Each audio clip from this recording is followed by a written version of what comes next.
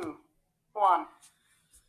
My mother makes the best pastels in Brooklyn, Maria says, and even though I've only eaten her mom's, I agree. Whenever there's a smell of Pernell and pastels on the block, we know there's a celebration going on. It's night, the party is at Maria's house, the music is loud and the cake is big, and the pastels then that her mother's been making for 3 days are absolutely perfect. We take out our food We take our food out to her stoop just as the grown-ups start dancing merengue, the women lifting their long dresses to show off their fast-moving feet, the men clapping and yelling "Bela, Bela" until the living room floor disappears. When asked Maria where Diana is, she says, "They're coming later. The part is just for my family." She pulls the crisp skin away from the kernel, eats the pork shoulder with rice and beans. Our plates balanced on our laps, tall glasses of Malta beside us, and for a long time neither one of us saying, "Yeah, I say, this is only for us, the family." Curses. We are good kids. People tell my mother this all the time, say, "You have the most polite children. I've never heard a bad word from them." And it's true. We say please and thank you. We speak softly. We look adults in the eye and ask, "How are you?" Bow our heads when we pray. We don't know how to curse. When we try to put bad words together, they sound strange, like new babies trying to talk and mixing up their sound. At home, we aren't allowed words like stupid or dumb or jerk or dorm. We aren't allowed to say "I hate" or "I could die" or "You make me sick." You aren't allowed to roll our eyes or look away when my mother is speaking to us. Once my brother said "but" and he wasn't allowed to play outside for after school for a week. When we are with our friends and angry, we whisper "you stupid dummy," and our friends laugh then spew curses at us like bullets, bend their lips like over the words like they were born speaking them. They could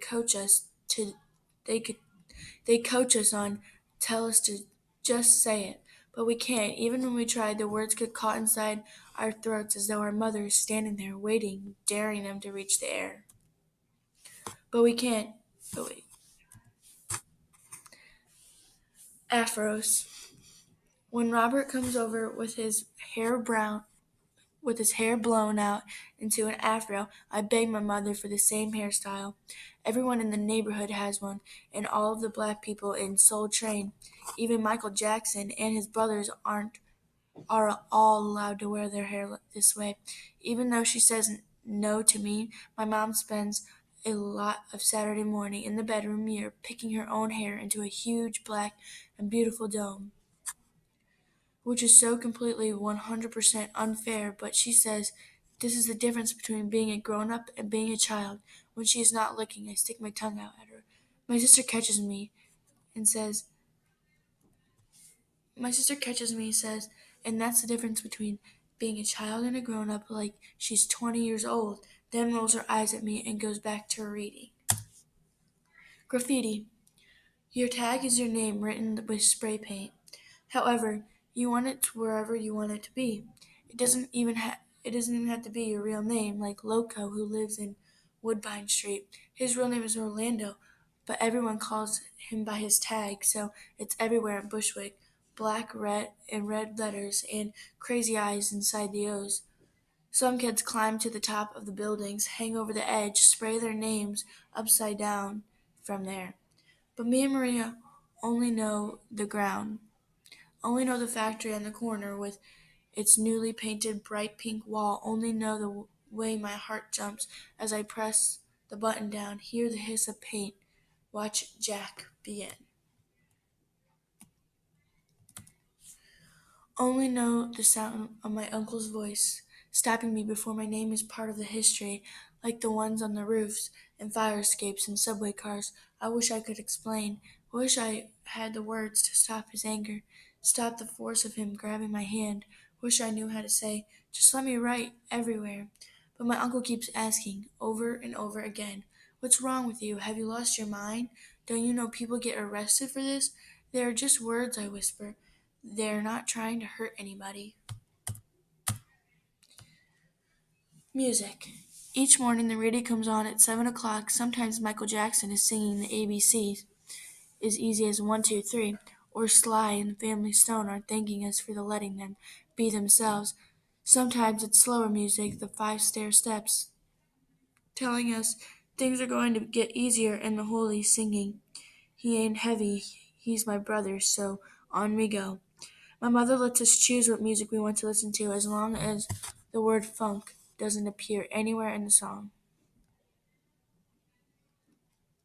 For the summer, I am 10. Funk is in every single song that comes on the cool black radio station, so our mother makes us listen to the white ones.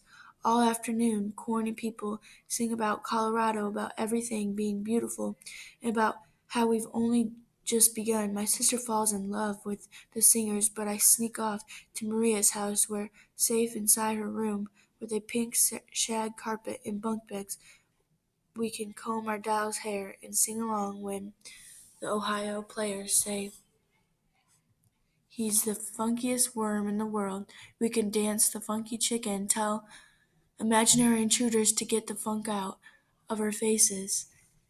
Say the word so hard and so loud and so many times it becomes something different to us, something so silly.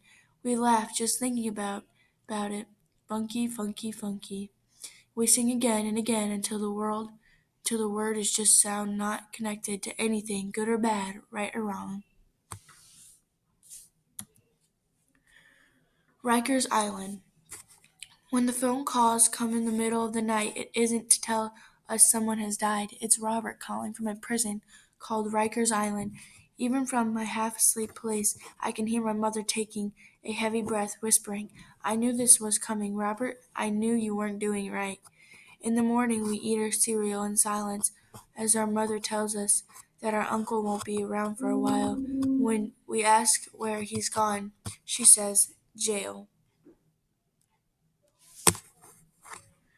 When we ask why, she says, "It doesn't matter, we love him, that's all we need to know, and keep remembering Robert walked in a wide road," she says, "and now he's paying for it. Witnesses believe there's a wide road and a narrow road. To be good in the eyes of God, it's to walk in the narrow road. Live a good, clean life, pray, do what's right. On the wide road, there's every kind of bad thing anyone can imagine. I imagine my uncle doing his smooth dance steps down the wide road, smiling as the music plays loud. I imagine him laughing, pressing quarters into our palms, pulling presents for us from his bag, thick gold bracelet flashing at his wrist. "Where do you get this?" my mother asked, her face tight. "It doesn't matter," my uncle answered. "Y'all know I love you." "You're doing the right thing, Robert," my mother wanted to know. "Yes," my uncle said, "I promise you." It rains all day. We sit around the house waiting for the sun to come out so we can go outside. Dell reads in the corner of our room. I pull out my beat-up composition notebook to write another butterfly poem. Nothing comes. The page looks like the day, wrinkled and empty, no longer promising anyone anything.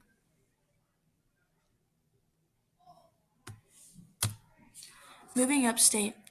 From Rikers Island, my uncle is sent to a prison we can visit.